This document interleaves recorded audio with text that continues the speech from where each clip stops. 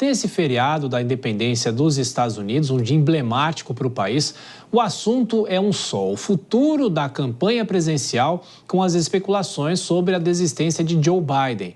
A capa da The Economist mostra um andador e pede para que o democrata saia da disputa. E para analisar mais esse cenário, nosso entrevistado agora é o professor de ciência política do Berea College de Kentucky, nos Estados Unidos, Carlos Pódio. Tudo bem, professor? Como sempre, muito obrigado pela atenção, pela gentileza. Bem-vindo.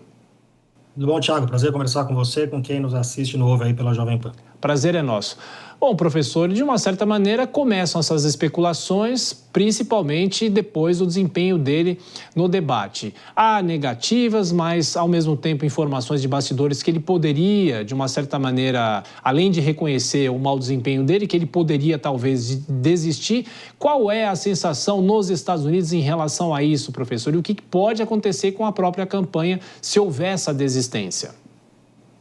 Olha, Thiago, não há dúvida nenhuma que a performance do Biden no debate criou uma pressão enorme para a saída dele. Ou seja, não é que foi uma noite ruim para o Biden ou que ele não foi muito bem no debate, é o que as consequências do que aconteceu após o debate foram transformadoras para a campanha do Biden. A campanha do Biden, até agora, a grande estratégia da campanha do Biden era, de fato, esconder o Joe Biden o máximo possível. Ele mal dá entrevista, ele não faz coletivas. Quando ele faz coletiva como essa que nós estamos vendo aí pela imagem, ele lê o teleprompter, dá meia volta, não responde pergunta nenhuma. Isso, desde o começo do ano, a campanha dele tinha deixado claro que ele ia evitar muitas aparições, dizia que menos é mais. Eu lembro que quando teve, no começo do ano, tem o Super Bowl aqui nos Estados Unidos, normalmente uma grande oportunidade para o presidente conceder uma entrevista, porque é uma grande audiência, né, do Super Bowl, e é uma tradição que o presidente, de alguma forma, consiga aproveitar isso para ter alguma publicidade, ainda mais em ano de eleição, e o Biden não o fez. Ou seja, a grande estratégia da campanha democrata era manter o Biden escondido, torcer que o antitrampismo ia novamente resolver a eleição em 24, como resolveu em 20. O desempenho do Biden no debate implodiu essa estratégia, né? Agora os democratas vão ter que, de fato, fazer campanha com o Joe Biden, comprovar que o Joe Biden tem condições de conduzir o país e de fazer uma eleição, e isso começa agora numa entrevista. Veja que ele não estava dando nenhuma entrevista, agora mudou um pouco a estratégia, vai conceder uma entrevista exclusiva na sexta-feira, bem verdade que é para um jornalista simpático, né, que não vai trazer muitas dificuldades para o Joe Biden,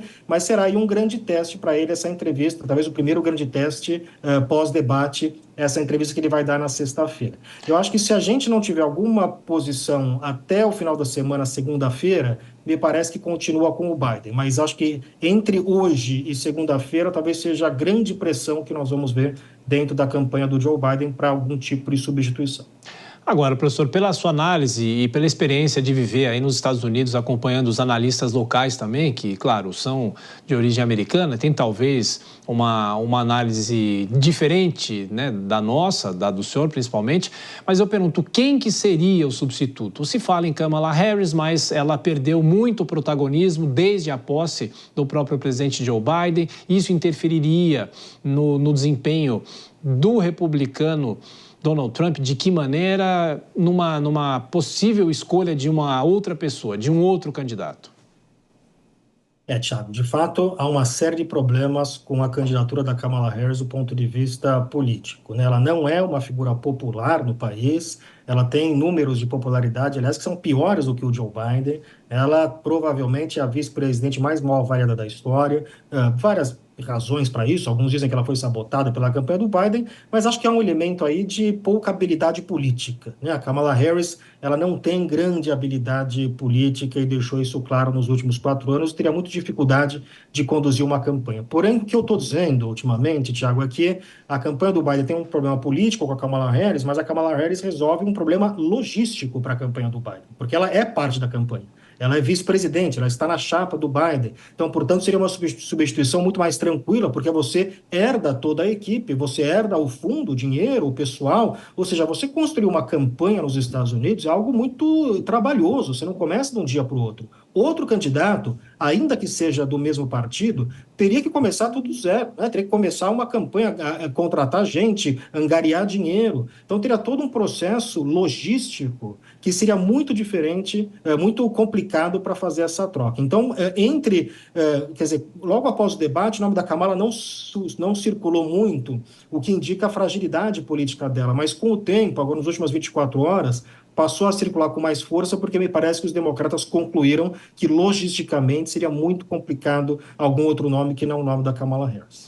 Olha, professor, com a própria polarização nos Estados Unidos e até a divisão entre apenas dois partidos, esse desempenho do atual presidente, mesmo que desagrade, mesmo que haja um sinal de alerta, um eleitor do Partido Democrata migraria para o Partido Republicano porque ele não está com esse bom desempenho ou não necessariamente? Essa é uma excelente colocação, né, Tiago? A gente precisa aprender a separar as coisas, né? Uma coisa é a percepção do Biden, que ele está ruim, que ele está mal, que ele não deveria se candidatar, que eventualmente até não goste dele, mas muita gente vota no Biden sem gostar do Joe Biden. Isso é natural numa eleição onde você tem dois nomes, né? Hoje viu uma manifestação curiosa, engraçada, de um eleitor do Joe Biden que falou assim, olha, se a Kamala Harris substituir o Joe Biden, eu voto na Kamala Harris. Se uma planta morta substituir a Kamala Harris, eu voto na planta morta. Né? Ou seja, a pessoa vota em qualquer candidato que se coloque contra o Donald Trump. De fato, essa é uma eleição de características muito peculiares, porque apesar de ter um presidente que busca a reeleição, nós temos um outro candidato que foi presidente, né? Então, em certa medida, essa é uma eleição também, não apenas sobre a aprovação, a chancela ao Joe Biden, mas também sobre o Donald Trump, né? E, portanto, nós temos aí, como eu disse, essa era a grande estratégia dos democratas, era contar muito com esse voto anti-Trump. Muitos democratas, inclusive, da campanha do Biden torciam para que o Trump seja candidato, porque isso facilitaria a vida do Joe Biden, haja vista o alto índice de rejeição que o Trump tem na população americana, a despeito de ter um número de seguidores que são bastante apegados, aguerridos a ele, né? Mas na população americana como um todo, também tem muita gente que rejeita o Donald Trump. Essa, então, era a grande aposta. Então, como você colocou muito bem, numa campanha muito polarizada, eu acho que acaba não fazendo tanta diferença quem é o candidato no ticket democrata. Acho que essa é uma outra questão que os democratas estão concluindo para chegar à conclusão de que a Kamala Harris seria a opção mais óbvia nesse momento. Professor, uma última pergunta e mudando de assunto, aproveitando a presença do senhor aqui na Jovem Pan, a gente falou agora há pouco com o nosso correspondente na Europa sobre a eleição no Reino Unido, a possibilidade da volta dos trabalhistas. Ainda estamos em cima de resultado de boca de urna, mas ao que tudo indica, isso realmente vai acontecer. O que pode provocar essa reviravolta, vamos dizer assim, no Reino Unido, com a volta dos trabalhistas? Tem toda a discussão sobre o Brexit lá de trás. O que isso vai provocar na política no Reino Unido?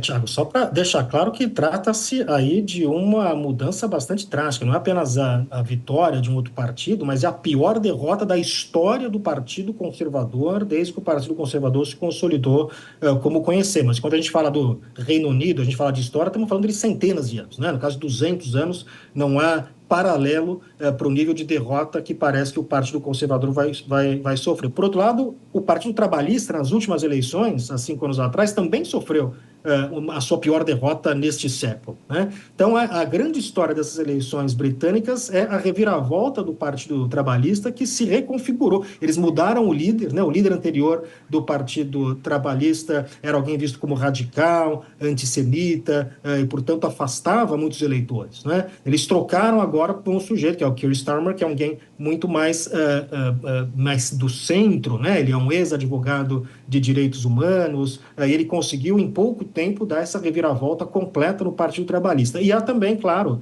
no Reino Unido, um cansaço, como toda eleição que a gente tem uma derrota muito significativa do partido que está no poder, normalmente elementos econômicos estão em jogo. E, de fato, a Inglaterra, o Reino Unido, tem sofrido aí uma estagnação econômica muito grande. Hoje em dia, as pesquisas indicam que a maioria da população se arrepende da decisão do Brexit, né? Uma maioria significativa que se arrepende da opção do Brexit. Então, nós temos ainda sofrendo, em alguma medida, aí, os resultados daquela decisão de sair da União Europeia em 2016. Então, o grande tema das eleições britânicas esse ano, muito forte, era o tema da mudança, né? E quando você tem esse tema fortemente estabelecido em qualquer eleição nacional, isso é muito ruim para o partido que está no poder, né? Cabe agora aos conservadores, que vão perder um número recorde de cadeiras, se reavaliarem, né? Repensarem um pouco e tentarem buscar, dentro da oposição, um novo caminho. Professor Carlos Gustavo Pódio, de Relações Internacionais, Ciência Política, que atua nos Estados Unidos. Muito obrigado mais uma vez, professor, pela atenção, pela gentileza e bom trabalho aí. Um abraço. Obrigado, Thiago. Foi um prazer. Um abraço a todos.